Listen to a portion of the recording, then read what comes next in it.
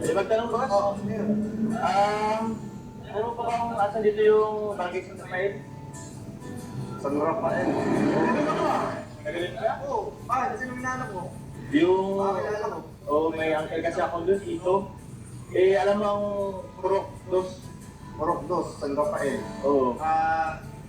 Diyan, di ba diretsuhin mo lang yan? Oo, dyan. Oo, pagkagaling mo dyan, kumanan ka.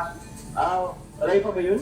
Hindi naman, walking distance lang. Walking distance lang? Pagkanan mo, tapos may makikita ka doon na waiting shed. Oh, May waiting shed doon. shit. Kumaliwa ka. Kaliwa? Kaliwa ka. Yan, kaliwa. Oo, eh. Pagdating mo sa kaliwa, may terminal doon.